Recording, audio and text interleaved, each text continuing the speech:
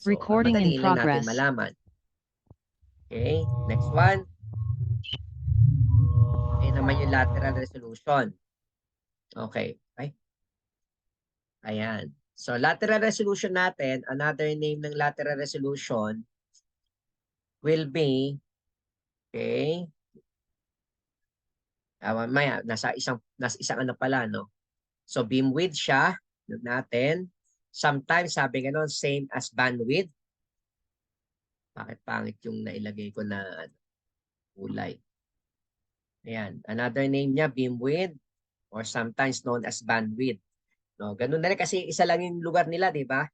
So, yun din yun.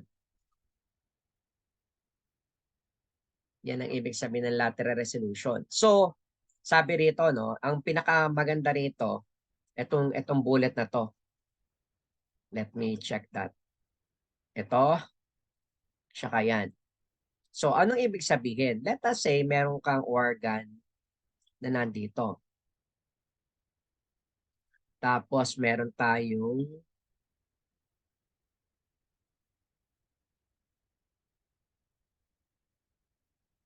di ba side by side yon.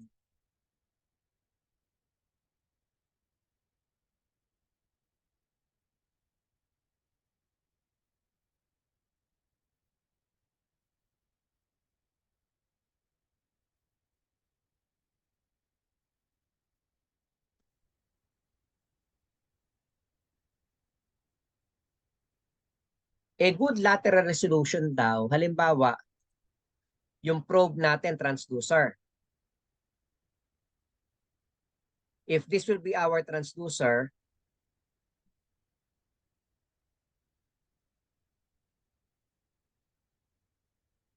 ito yung transducer natin, siyempre maglalabas sila ng beam, di ba? They will emit beam. So, near zone length, then focal point. After that, far field. Am I correct? Ganyan. Kung ilalagay mo daw yung dalawa na yan, sabi di ba, ang pinakamagandang part, lagi natin sa is focal point. Tama ba? Do you follow me? Di ba sinabi natin yon? Ang pinakamagandang highest resolution ay nasa focal point, nasa dulo ng near zone at nasa beginning ng far zone. Oops. Now, kung meron tayong monitor at ganyan ang mangyayari, nilagay mo yung dalawa na yan, ang magiging image niya would look like this.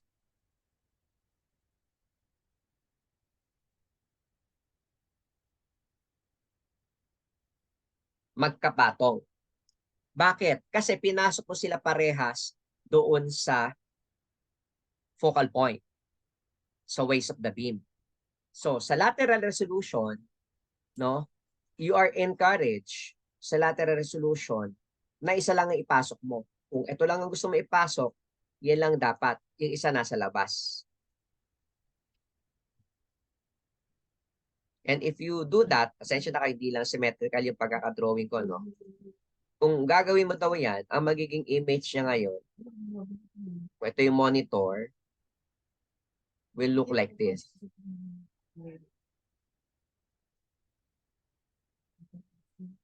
Ayan. So, this is a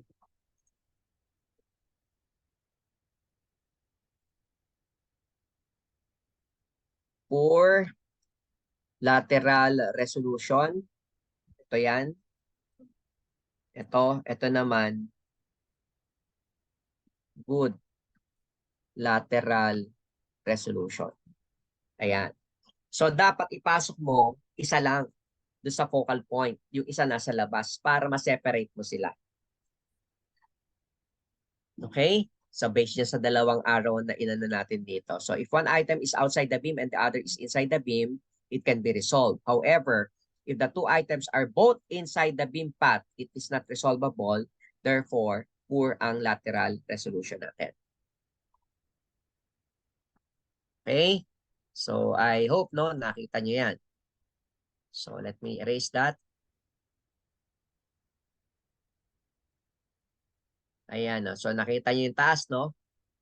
No, nakita niyo yung ano, yan explanation niya. So anyway, yan na yung ano natin, no. Yung hindi tayo naglalagay ng image sa far field, wala yon.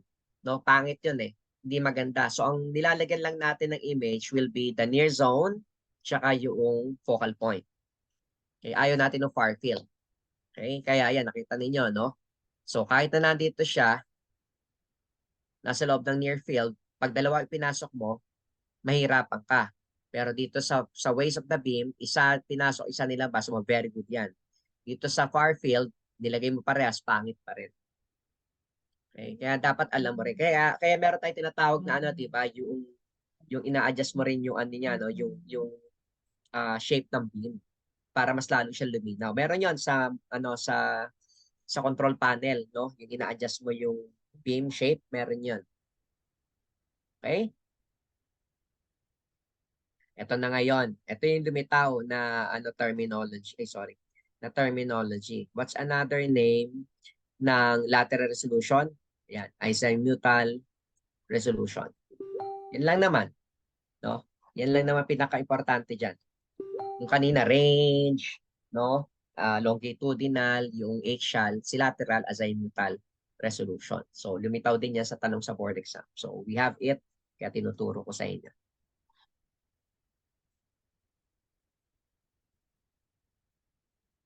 So summary natin, axial resolution depends on the frequency and the pulse duration, while the lateral resolution, which is a function both of frequency, wavelength, and as well as transducer design. Kaya yung transducer natin, pinipili natin kung ang gagamitin natin mga linear, curvilinear, no, phase array, ayun yon. Kasi meron tayong nahabol din na resolution.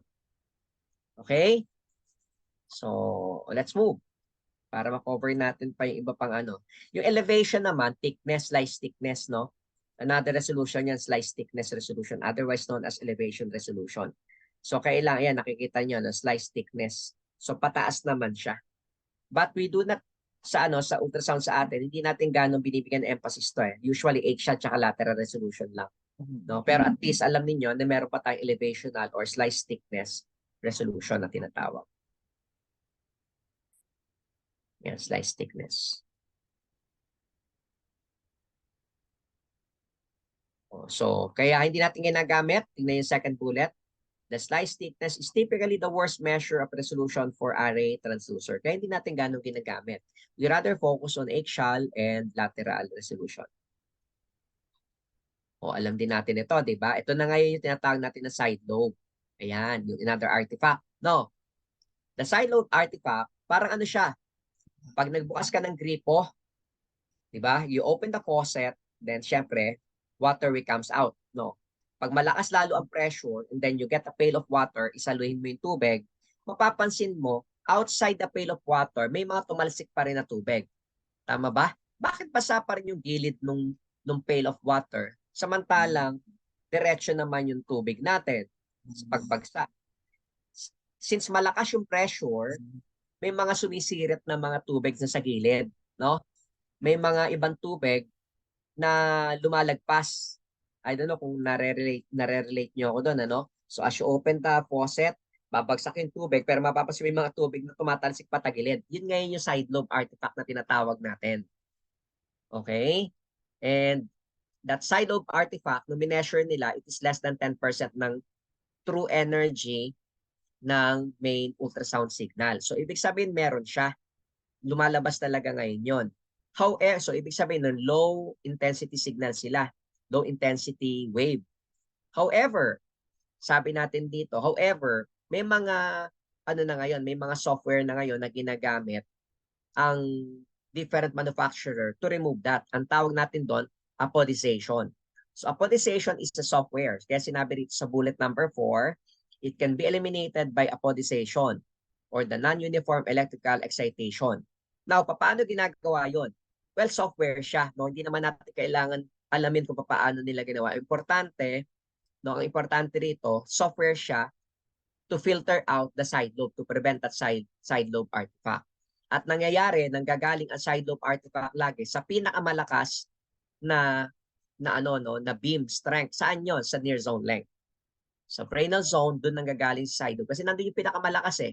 kahit pansinin nyo sa mga tubig, ang pinakamalakas na lumalabas yung mga talsik sa gilid, malapit doon sa mismong bibig ng gripo, doon sa mouth of the faucet. So, kasi nandun yung pinakamalakas na labas ng pressure. Okay? So, marami yan, ano? So, ito sa nakalagay dito sa ilalim, they appear as specular or diffuse artifactual echoes within the beam. Okay? So, nag-aano sila, nagdadagdag ng artifact. Pero walang sinabi kung yun ay dark or white, no? Importante side lobe siya. Tingnan natin susunod. Baka linawin pang mabuti. Oh, ayan siya. So, ayan, nakikita ninyo, no? Sido are multiple beam that radially appear from the main axis, mainly seen in linear array. So, ibig sabihin, kapag maraming transducer crystal, diyan mo makikita si side lobe artifact. Okay? So, ayan na, ulitin natin. Si side lobe artifact, mainly in the linear array. So, pag sinabi natin array, that means maraming crystal. Kaya ganun ang nangyari. Lumitaw siya. Okay? Meron din tayo rito, ayan, side of artifact na nakikita. Almost same din naman. So kasi makita niya yung grating lobe eh. Ayan, yung grating lobe. So the grating lobe is a special type ng side lobe artifact. Okay? Then sabi dito, it is specific to array transducer and their multi-element structure. Okay? Ganun din. It can be resolved by apodization. So, bakit kaya nagkakaroon ng grating lobe? Kasi sabi ganon, ayan, ano, habang tinataas mo yung frequency, lalong tumataas ang grating lobe. Okay? Kaya kapag you have to expect higher frequency versus low frequency transducer. Siyempre, si high frequency transducer, malaki ang chance na magkaroon ng grating lobe. Pero, dahil meron na uli na software filtration known as apodization, nawawala rin. Pero yung mga dating mga ultrasound, yung mga old ultrasound, wala pa. Wala pa siya. Okay? So, ayan, pinakilala ko na sa inyo yun. Ayan, no? Okay, so usually found sa aortic valve, yung grating lobe. Okay, so ayan. Anyway, paulit-ulit lang naman yan. So, diretso ko na. Ayan, handling ng transducer. Panoorin nyo to ha, paano nag-handle ng transducer. Hi, this is Irima from the University of Calgary. Today I'll be talking about transducer manipulation and the 5 basic movements of the ultrasound transducer. Now, even though there are only 5 basic movements, a lot of different terms are commonly being used. So it's important to know these. Doon na pala. Hi, this is Irina. Be talking about basic movements of the ultrasound transducer. Now, even though there are only 5 basic movements, a lot of different terms are commonly being used. So it's important to know these so that we can have a common language during teaching. Now, throughout this talk, terms that are recommended by the American Institute of Ultrasound in Medicine will be highlighted, but the other used terms will also be listed in our talk. When talking about probe movements, just remember that the transducer itself also has a long axis and a short axis. So sometimes the movements actually refer to the axis of the transducer. Sliding, or a less commonly used term is translating, refers to the type of movement where the whole transducer is moving along the plane, which can either be along its own long axis like so, or along its short axis like so. Having said that, most commonly we'll be referring to the direction in relation to the patient, such as sliding the transducer more medially or sliding the transducer to the patient's left, etc. Rotating is fairly intuitive. You can either rotate the transducer clockwise, like so, or you can rotate the transducer counterclockwise, like so. Tilting, also called fanning, sweeping, or angulating, refers to this sort of movement along the transducer's short axis. Rocking or heel towing refers to a similar type of motion, but along the transducer's long axis this time.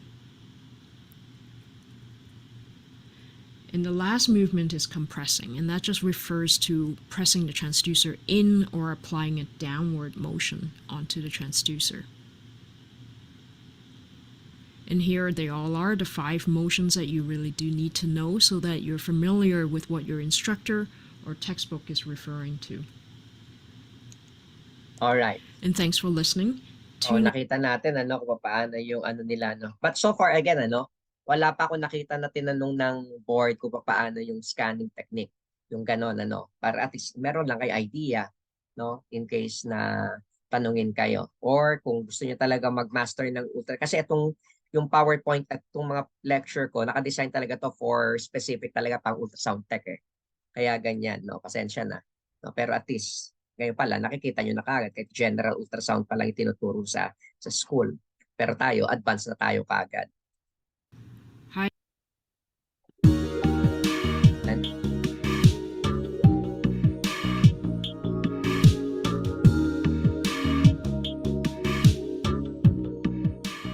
Hello class, Professor Lyle here. Today I'd like to show you some of the basics of transducer manipulation. At the conclusion of this presentation, I'd like for you to be able to list those basic maneuvers. I'd like for you to describe how the manipulation helps the sonographer affect what's on the image, and I'd like for you to demonstrate these different maneuvers. These are skills that you'll need to have every day in your new profession. First, I'd like to start with rocking, which is my favorite transducer maneuver.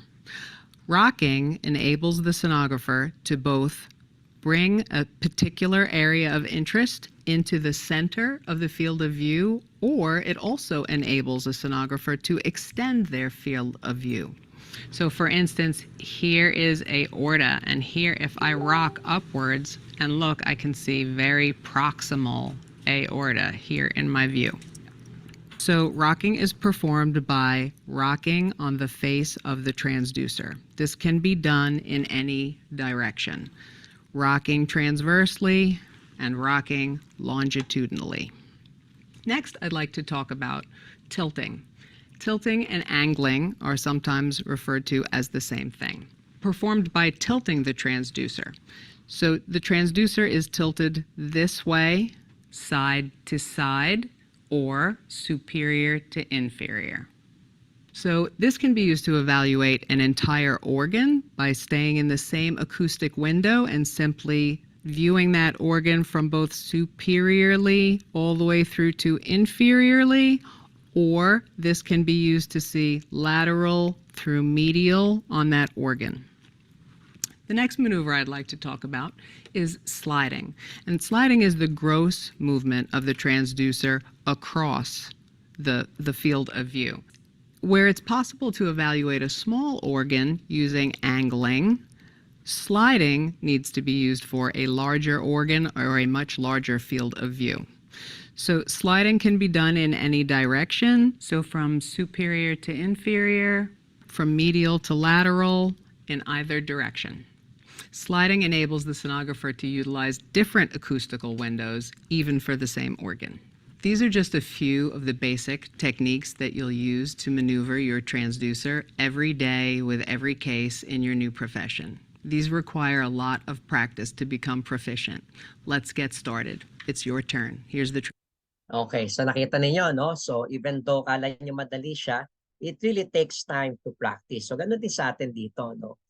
So kailangan talaga natin ng panahon para makuha natin, maintindihan natin mabuti yung ultrasound, no? So wag kayo magsayang talaga ng panahon. Yun ang point natin dito.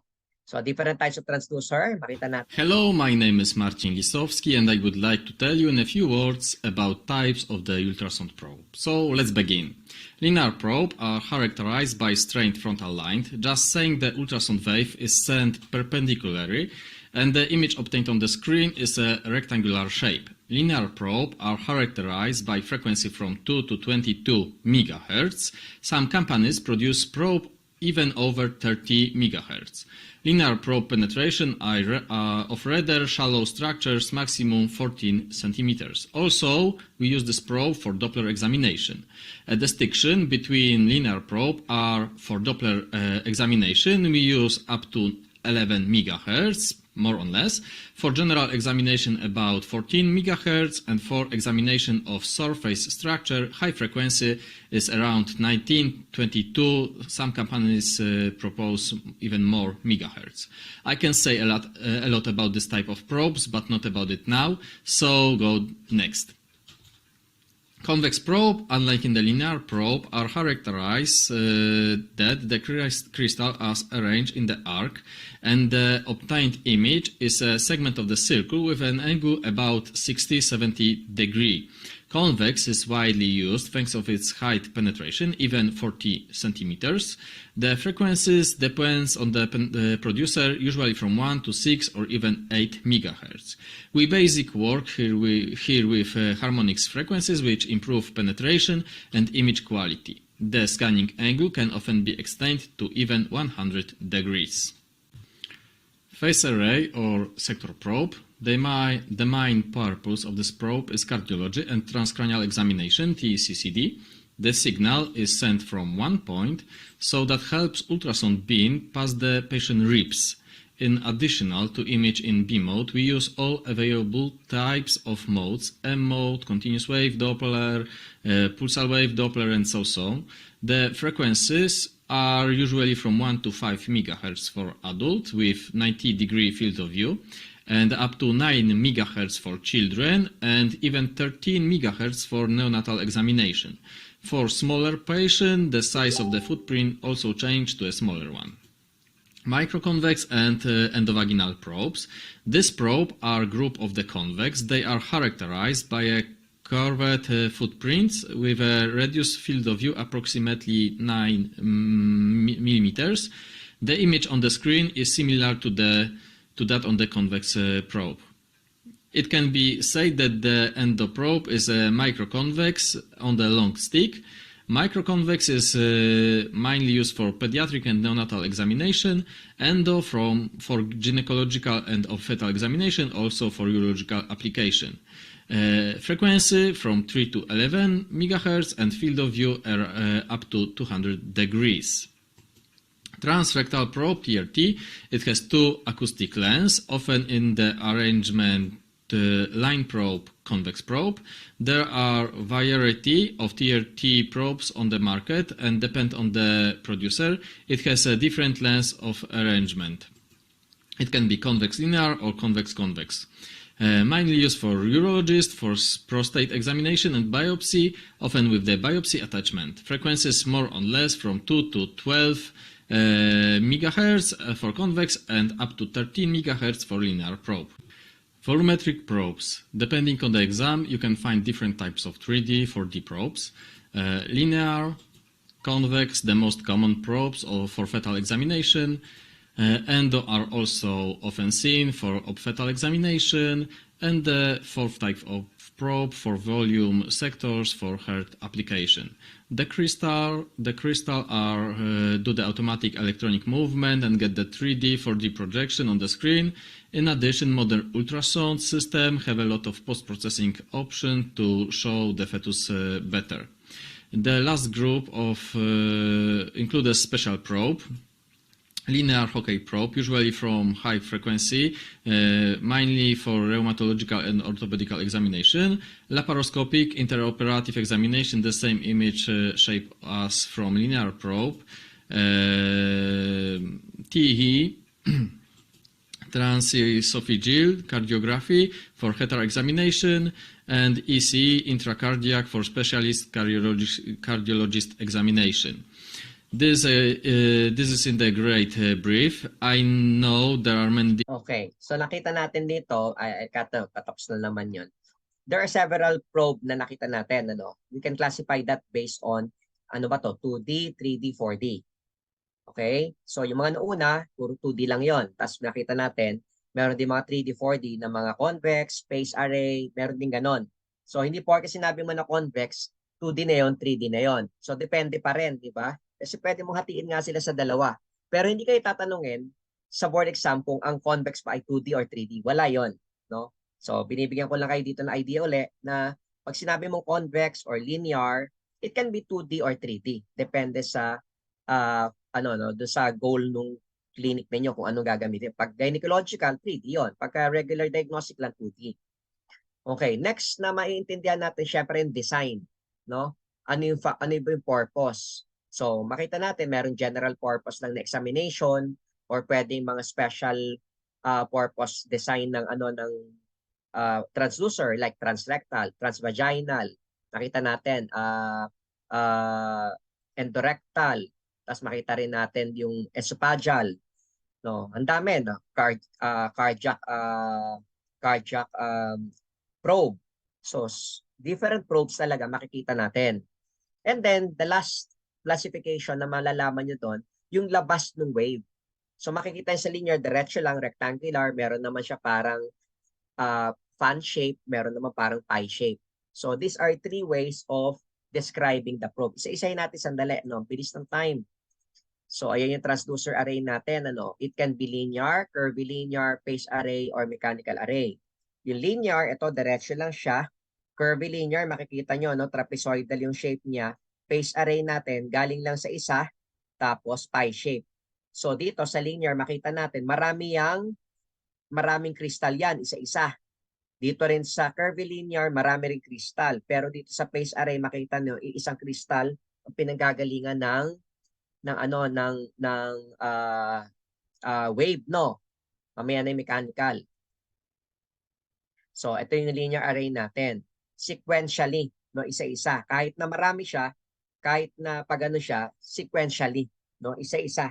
Isa, balik, isa, balik, isa, balik, isa, balik. Okay? That's the linear.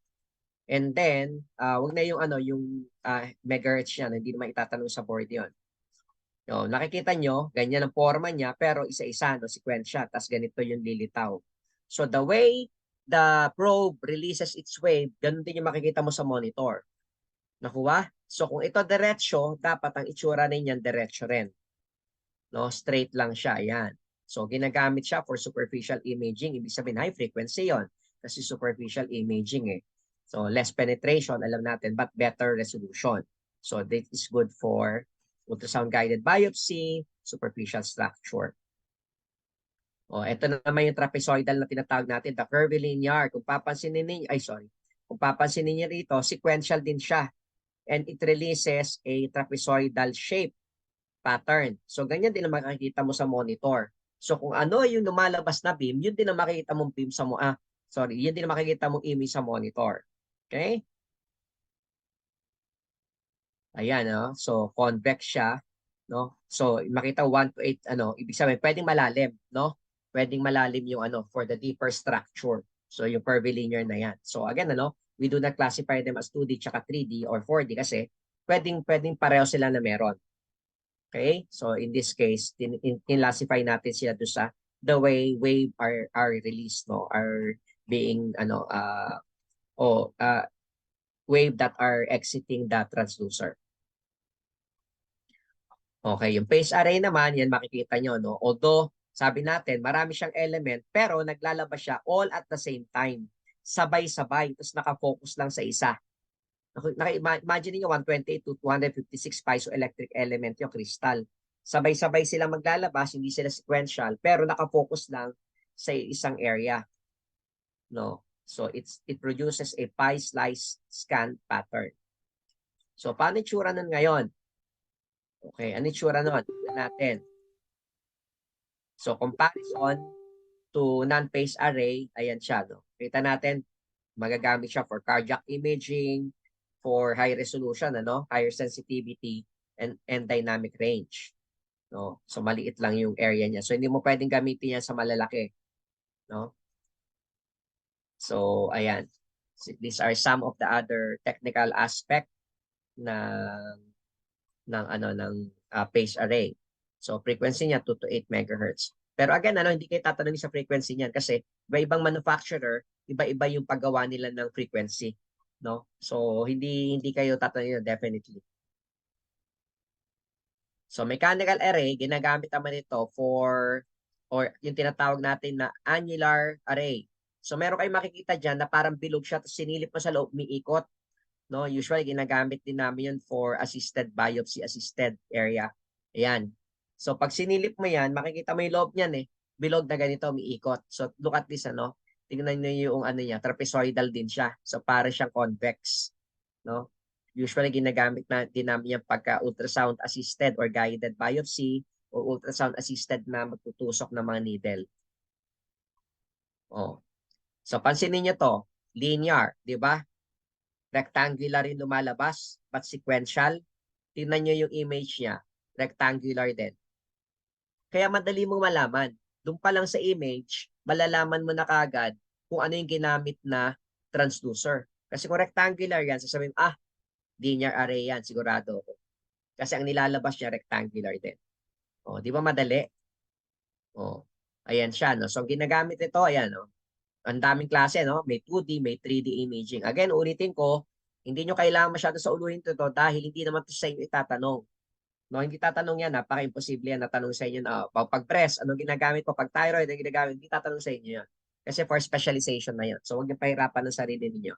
Again, ginamit ko lang itong, ano ko na to, PowerPoint ko na to sa inyo, pero specific to doon sa lumalaban ng ultrasound, especially sa US. No, yung nagpapa-coach sa akin sa US.